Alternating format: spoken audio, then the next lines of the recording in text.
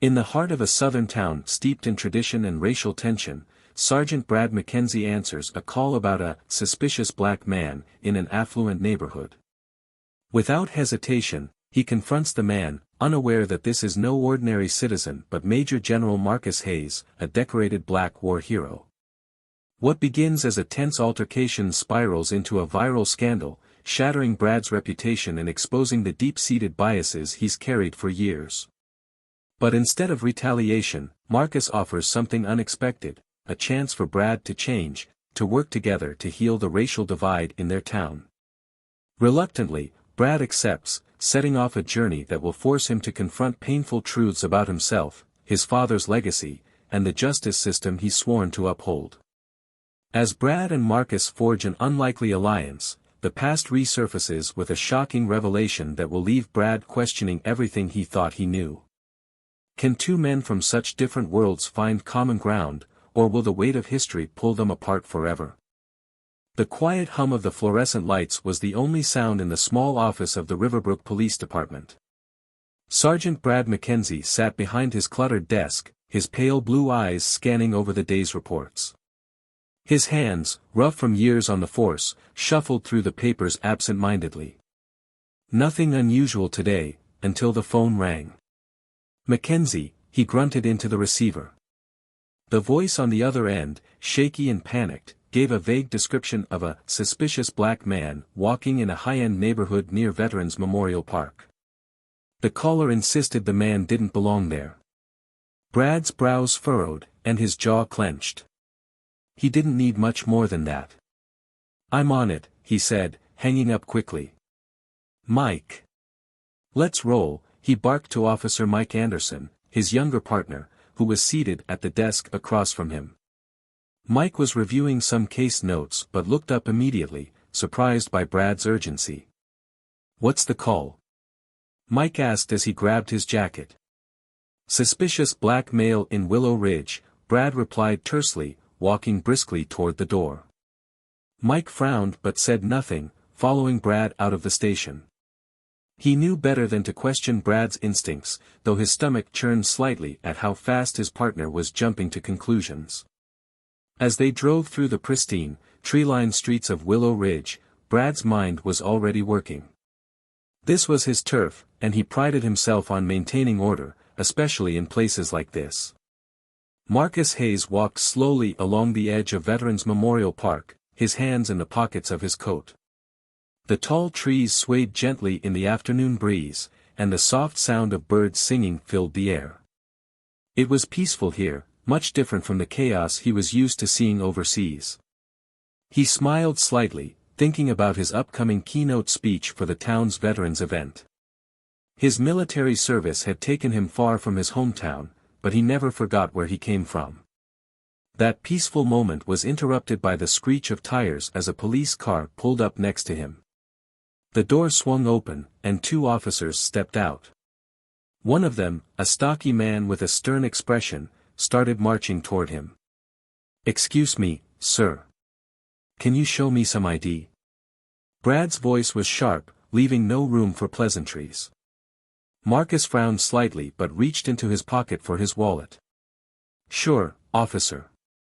I'm Major General Marcus Hayes," he said calmly, handing over his military ID. Brad's eyes narrowed as he glanced at the ID but didn't seem to fully register the name or title. He tossed it back at Marcus. "I asked for your driver's license, not some military badge," he snapped. Marcus's composure didn't waver. "This is a federal ID, Sergeant. Is there a problem?" Brad stepped closer, his eyes cold. "We got a call about a suspicious person in the area. I need to make sure you're not up to something." "I'm just walking, officer," Marcus replied, keeping his voice steady, though he felt the tension rising. "I'm here for the veterans event at the park." Brad crossed his arms, unimpressed.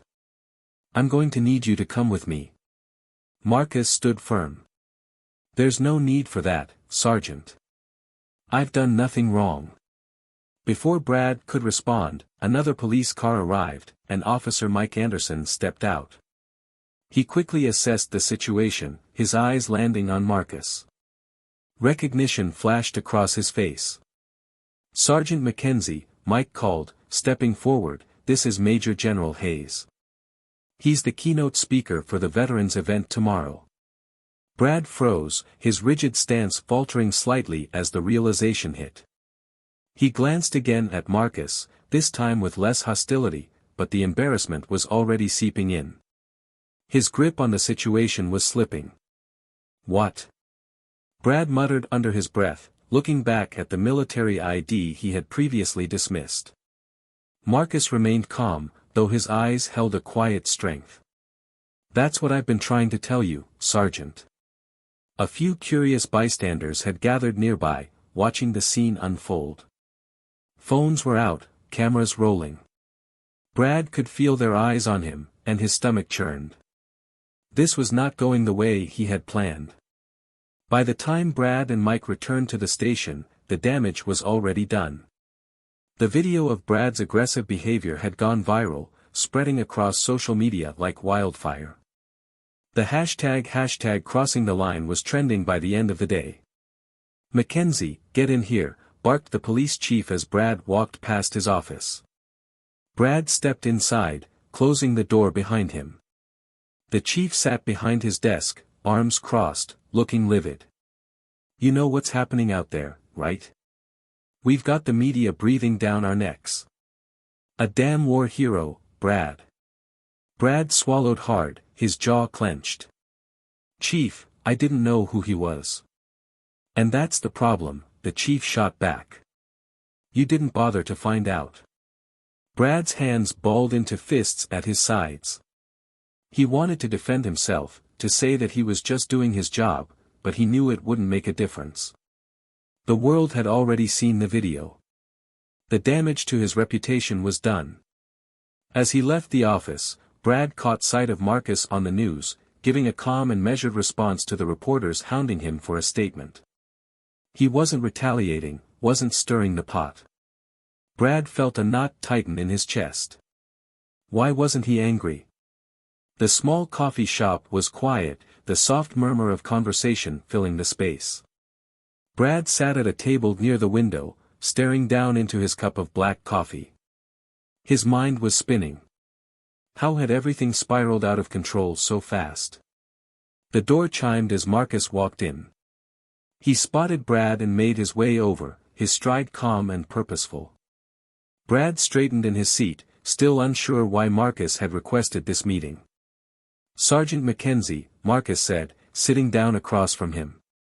His voice was steady, but there was a weight to it. "Look, General," Brad started, his voice low, "I didn't mean for things to get this out of hand. I was just—" Marcus held up a hand.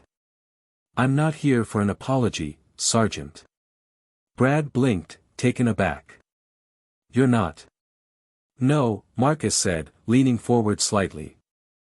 "I'm here to offer a solution." Brad furrowed his brow, confused. "A solution?" Marcus nodded. "This town has deep-rooted issues and it comes to race and how we treat each other. And what happened between us is just one example of that. But I don't believe in making enemies when there's a chance to work together." Brad's chest tightened. He wasn't used to hearing this from anyone, let alone a man he had wrongfully confronted. "I'm offering to help," Marcus continued. "You and I, we can work together on race relations in this community.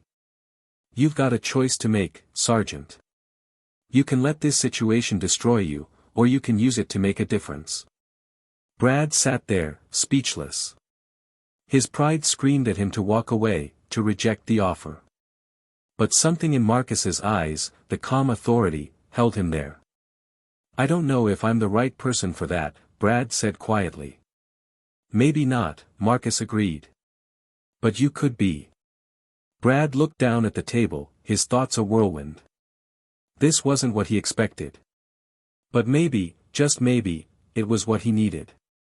"I'll think about it," Brad said finally, his voice thick with uncertainty. Marcus nodded, standing to leave. "That's all I ask." As Marcus walked out of the coffee shop, Brad sat back in his chair, feeling the weight of the decision ahead of him. The conference room at the Riverbrook Police Department was stuffy, the air stagnant despite the whirring ceiling fan. Brad sat at the far end of the long table, arms crossed, his posture rigid as he stared straight ahead. Around him, officers filled the chairs, murmuring among themselves about the reason for the meeting. At the head of the table stood Marcus Hayes, tall and imposing, but with a calm demeanor that demanded attention. Dressed in a sharp, dark suit, Marcus looked more like the military leader he was than someone walking into enemy territory. Brad's jaw clenched as Marcus began to speak. "Good afternoon, everyone," Marcus started, his voice even but commanding. "I'm here today to talk about something that's uncomfortable for many, race relations in law enforcement. I won't sugarcoat it. What we do here could make or break this town's future." Brad shifted in his chair. He could feel the eyes of his fellow officers darting toward him, a constant reminder of the viral video and the fallout. Every word from Marcus felt like an indictment of him personally, and that made his blood boil. "For some of you, this will be a difficult conversation," Marcus continued, glancing at Brad briefly, "but it's necessary. We're all here because we want our community to thrive." Brad's lips tightened into a thin line. He barely heard the rest of Marcus' words, the tension in the room suffocating him. He wasn't sure if he was angry at Marcus for being there or at himself for agreeing to this. "Sergeant Mackenzie, do you have anything to add?" Marcus' voice broke through Brad's internal storm. Brad's eyes snapped up, meeting Marcus. The room went silent. "No," Brad muttered, his voice low but sharp. "I'm just here to listen." The local community center was packed. People from all walks of life gathered for a town hall meeting, eager to hear Marcus speak about his vision for a more united Riverbrook. Brad stood near the back, arms crossed, his badge clipped to his belt in a way that felt both protective and exposed. He wasn't in uniform, but everyone knew who he was. His presence there felt like walking into a lion's den. On the stage, Marcus spoke to the crowd with the same calm confidence he'd displayed at the police department. He was a natural leader, and it was clear the community respected him. But as Brad scanned the faces in the crowd, he could see the unspoken judgment directed at him. "This is our town," Marcus said, his voice strong but gentle. "And it's up to all of us to make it a place where everyone feels safe, respected, and valued." Brad's throat tightened. He wanted to leave. He wanted to turn his back on all of this, but something kept him rooted to the spot. Maybe it was the challenge Marcus had posed to him. Could he be the one to change? Could he, after all these years, see things differently? As the event ended, Brad found himself lingering by the door, watching Marcus shake hands with community members. One man, a black community leader, approached Brad. "Sergeant Mackenzie," the man said, extending his hand, "I'm glad to see you here tonight." Brad hesitated for a moment before shaking the man's hand. "Thanks," he replied, the words feeling hollow in his mouth. "People notice when you show up," the man added, his tone kind but firm. "It means something." Brad nodded, but the discomfort inside him only deepened. Why did he feel so out of place, like he didn't belong in the very community he was sworn to protect? Later that evening, Brad found himself standing outside Marcus' home, a modern two-story house that looked out of place among the older, weathered buildings in the neighborhood. He had been invited over for a more private conversation, a chance to talk without the eyes of the town or the department on them. Marcus opened the door, his expression neutral. "Sergeant," he greeted, stepping aside to let Brad in. The house was warm and inviting, filled with family photos and military accolades. It was the home of a man who had built something solid, something lasting. "Nice place," Brad commented awkwardly, his hands stuffed into his jacket pockets. "Thank you," Marcus replied. "Let's sit." They settled in the living room, the space between them filled with an uncomfortable silence before Marcus finally spoke. "Why did you agree to this?" Brad looked down at his hands. "I don't know," he admitted. "Maybe because I didn't have a choice." Marcus raised an eyebrow. You always have a choice. Brad shifted, feeling the weight of that statement. He had spent so long reacting, doing what he thought was right without questioning it. But now, here he was, questioning everything. Growing up in this town, Marcus began, his voice softer now, I saw a lot of things that made me angry. Things I wanted to fight against. But I chose a different path. My father, he wasn't so lucky. Brad frowned. What do you mean? Marcus sighed, leaning back in his chair. My father was wrongfully imprisoned when I was a kid. A crime he didn't commit. He spent years behind bars before someone finally listened. Brad felt a pang of guilt in his chest, though he didn't fully understand why yet. I'm sorry, he muttered. I don't tell you this for sympathy, Marcus said, meeting Brad's gaze. I tell you because this is the reality for so many people. And I'm not just talking about my father. I'm talking about the people you encounter every day. Brad swallowed hard. This was starting to feel more personal than he had anticipated. The next day at the station, Brad was still chewing on his conversation with Marcus when an argument erupted in the hallway. Two officers were engaged in a heated exchange with a civilian, another racially charged confrontation that felt too familiar. Back off, one officer shouted as the civilian, a young black man, raised his hands in defense. Brad rushed over, instinctively siding with his colleagues. What's going on here? He demanded. He's resisting, the officer barked, though the man stood still, eyes wide with fear. Brad stepped forward, his old instincts kicking in. You need to listen to the officer, he told the man, his voice hard. I didn't do anything, the man protested, his voice shaking. Before Brad could escalate the situation further, Marcus appeared, his presence commanding the attention of everyone in the hallway. Stand down, Sergeant, Marcus said, his tone firm but calm. Brad froze, his mind racing. Everything he had learned, everything he had believed about how to handle these situations, was being challenged in that moment. After a tense pause, Brad stepped back, letting Marcus take control of the situation. The young man was escorted out, but the tension lingered in the air. You still don't get it, do you? Marcus said quietly as Brad turned to walk away. Brad didn't respond. He didn't know how to. His mind was a whirlwind of conflicting emotions, anger, shame, confusion. The truth was, maybe he didn't get it. That evening, Brad found himself standing in front of his father's old house, the memories of his childhood flooding back. The house was modest, its paint peeling and the lawn overgrown. Inside, it was filled with relics of his father's career, a man Brad had idolized for so long.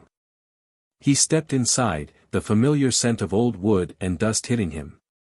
On the walls were framed police badges, certificates of merit, and photographs of his father in uniform. Brad's father had been a tough cop, the kind who didn't take nonsense from anyone. And Brad had followed in his footsteps, never once questioning the path he was on. But now, standing in that house, surrounded by the weight of his father's legacy, Brad felt something shift inside him.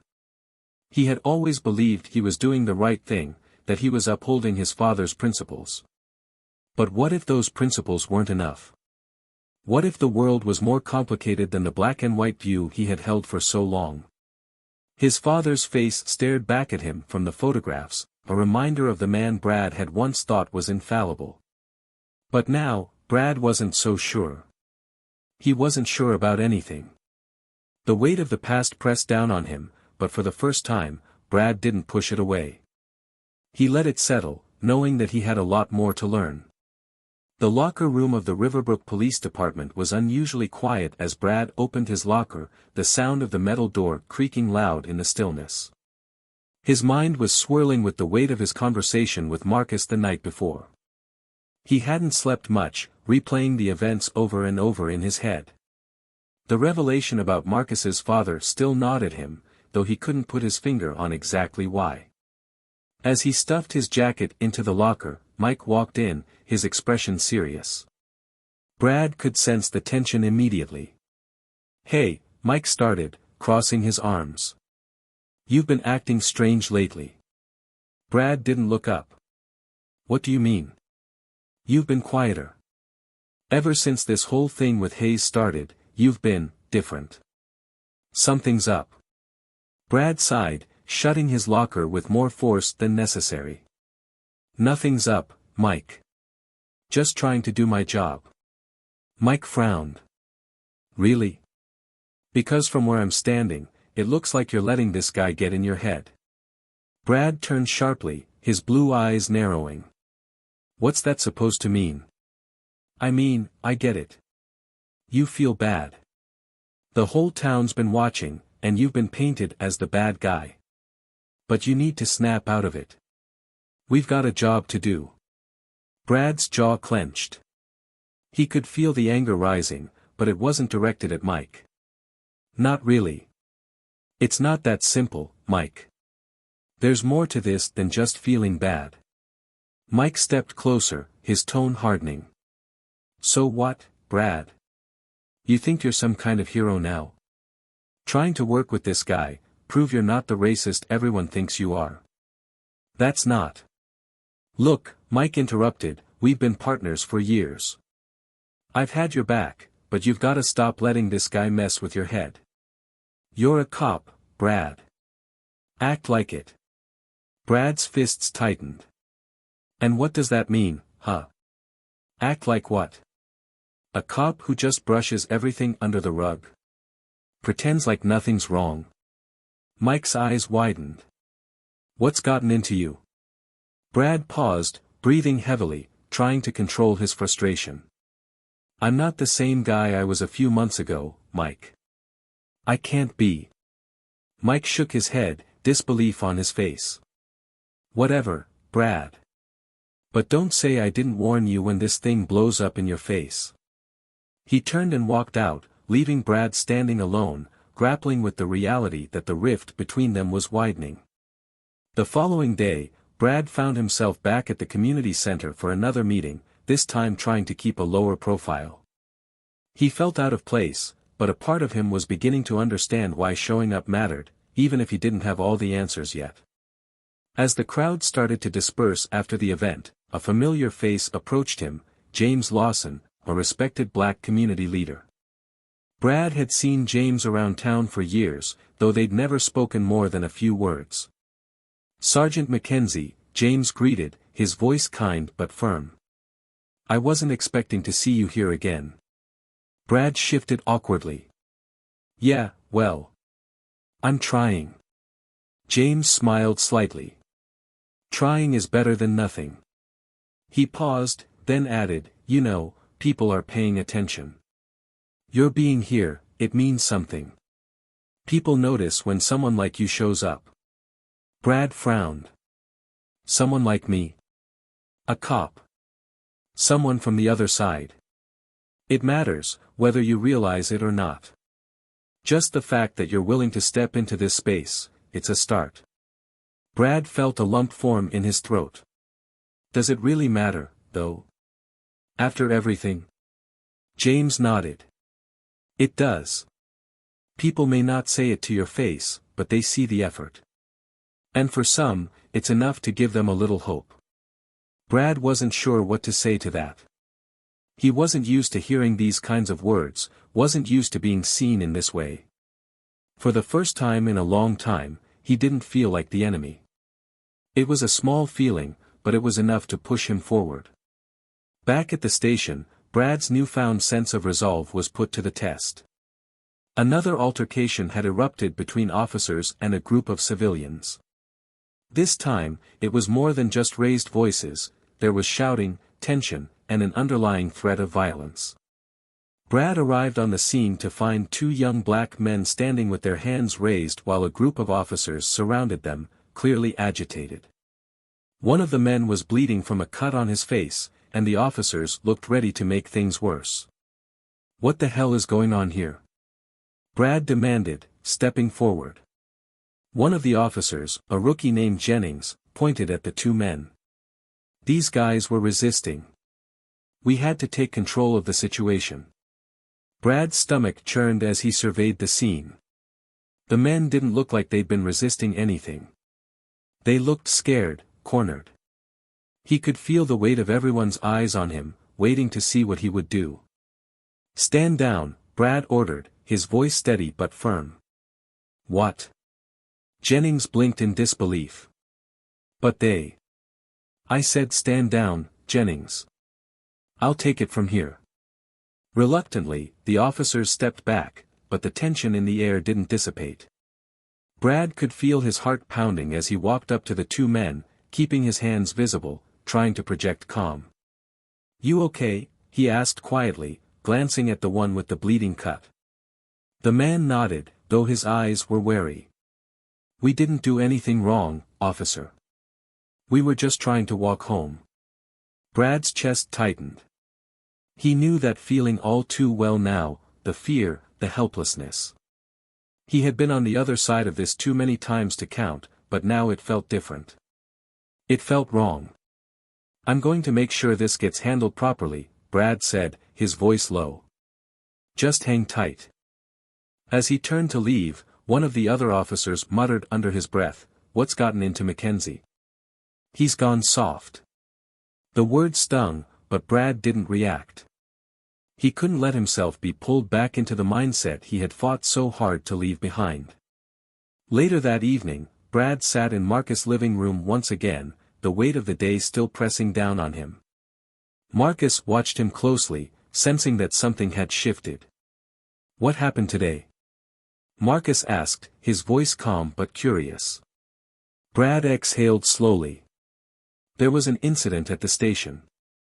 Another racially charged confrontation. I stepped in, but it's not enough.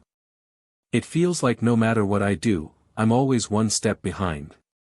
Marcus leaned back, nodding thoughtfully. "Change doesn't happen overnight. It's a process." Brad looked up, his eyes searching Marcus' face. "How did you do it? How did you learn to keep going?" Marcus hesitated for a moment before speaking. "I learned from my father. He spent years in prison for something he didn't do, but he never gave up. He fought for justice, even when the system was stacked against him." Brad's heart sank. "I'm sorry about what happened to him." Marcus nodded. "Thanks. But here's the thing, Brad, your father was part of the reason mine was released." Brad froze, his mind racing. "What?" "My father told me that it was a cop who saw the truth, who vouched for him when no one else would." "That cop was your father." Brad felt his world tilt on its axis. He had spent his entire life trying to live up to his father's example, but he had never known about this part of the story. "He never told me," Brad murmured, more to himself than to Marcus. "I'm not surprised," Marcus said softly. "Sometimes, people do the right thing, and they don't talk about it. They just do it." Brad sat in stunned silence, the revelation settling deep into his bones. His father had been part of the solution, not just the problem. It was a truth that shattered the narrative Brad had built for himself over the years. That night, Brad returned to his father's old house.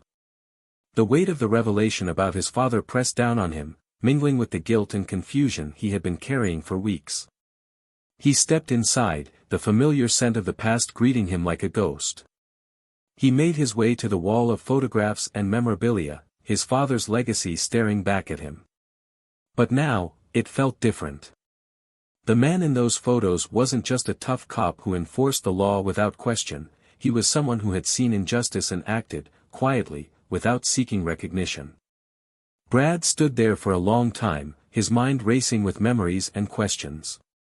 His father had chosen to do the right thing, even when it went against the grain. And now, Brad had to decide if he was willing to follow in those footsteps. Slowly, he reached out and took down one of the framed badges from the wall. It was heavy in his hands, a symbol of the weight he had been carrying for so long. But now, that weight didn't feel as crushing as it once had. He knew what he had to do. The next day, Brad walked into the station with a new resolve. He wasn't going to just go through the motions anymore. He wasn't going to let fear or anger dictate his actions.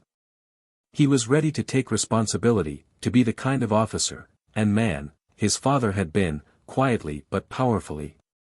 And he knew he couldn't do it alone. As he sat down at his desk, he picked up the phone and dialed Marcus' number.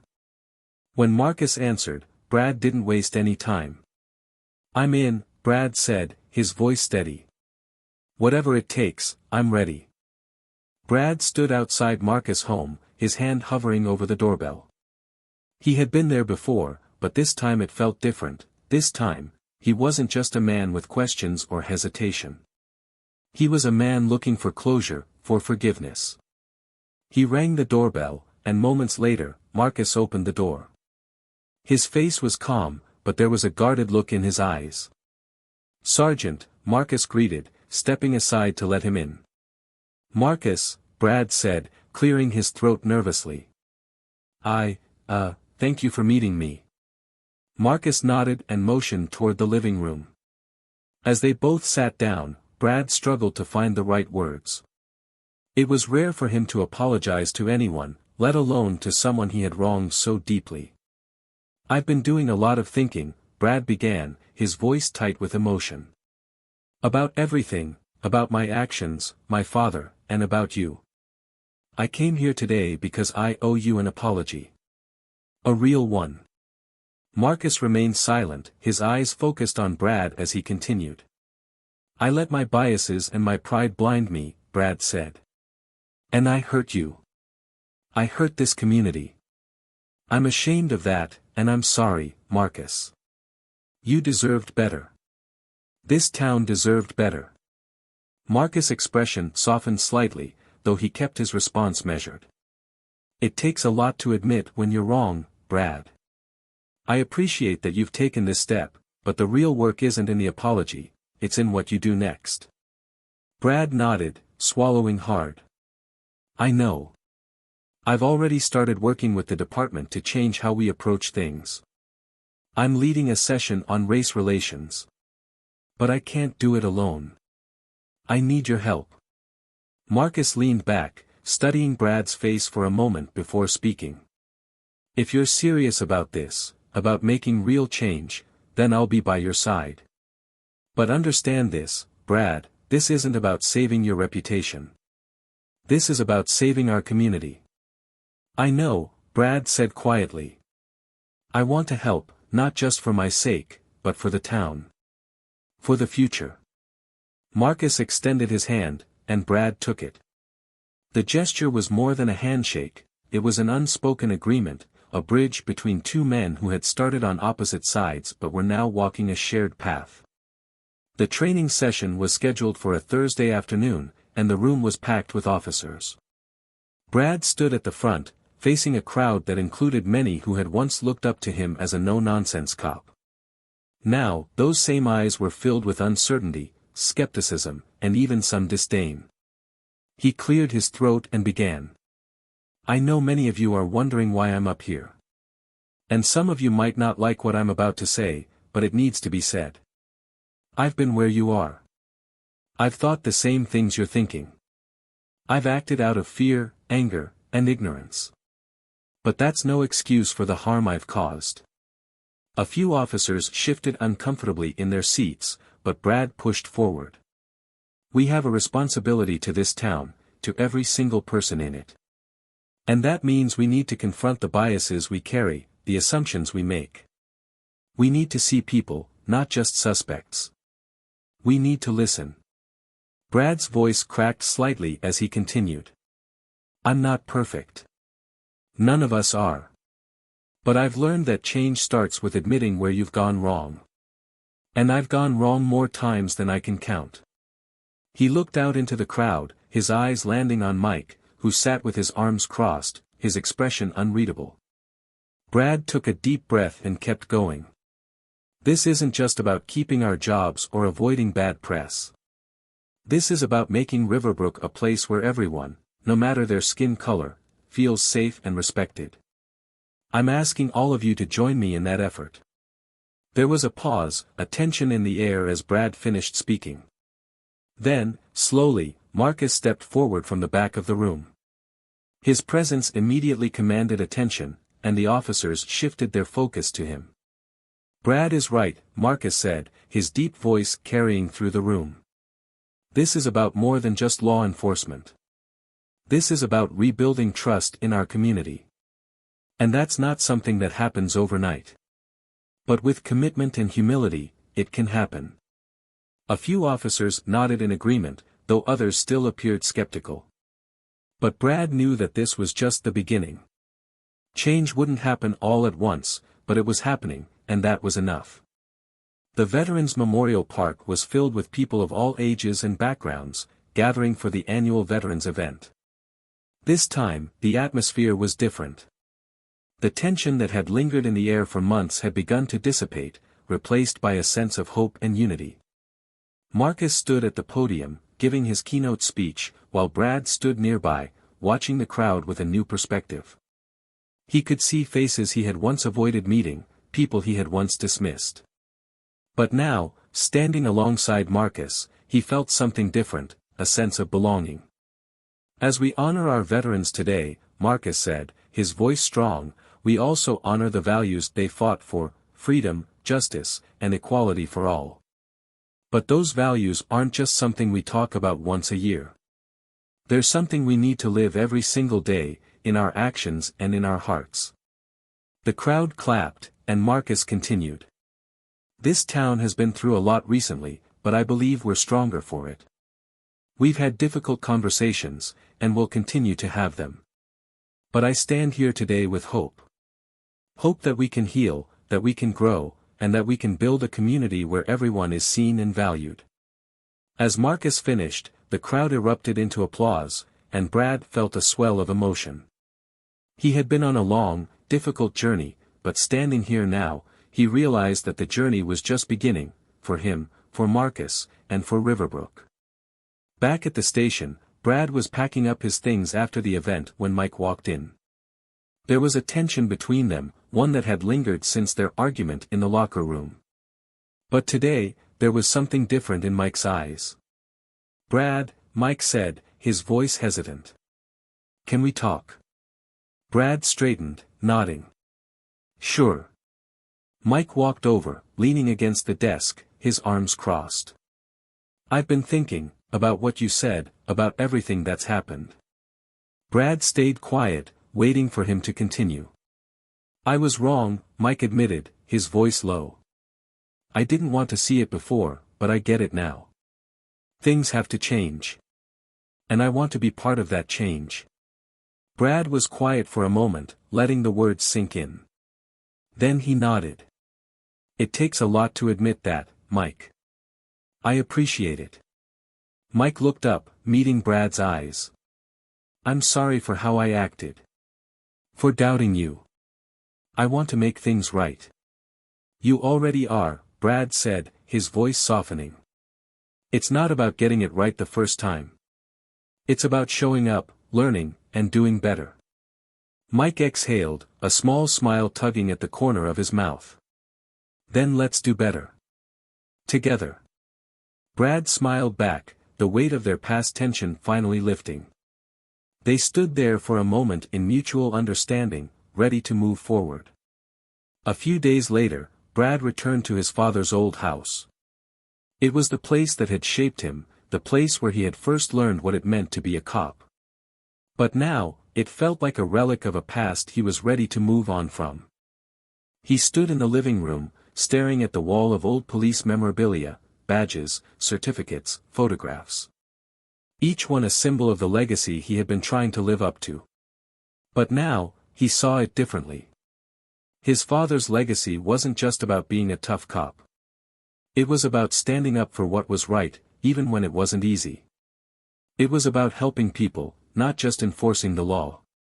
With a deep breath, Brad began taking down the old photographs, carefully placing them in a box. He wasn't erasing his father's memory, he was honoring it in a new way. A way that aligned with the man he was becoming. As he finished, he sat down in the quiet room, the weight of the past finally lifting. He wasn't haunted by it anymore. He had found his own path, one that wasn't about living up to someone else's expectations, but about doing what was right for himself and for his community. And as he closed the door behind him, Brad knew that this was just the beginning. He and Marcus had a lot of work ahead of them, but they would do it together. In Riverbrook, change was on the horizon, and for the first time in a long time, Brad felt ready for whatever came next.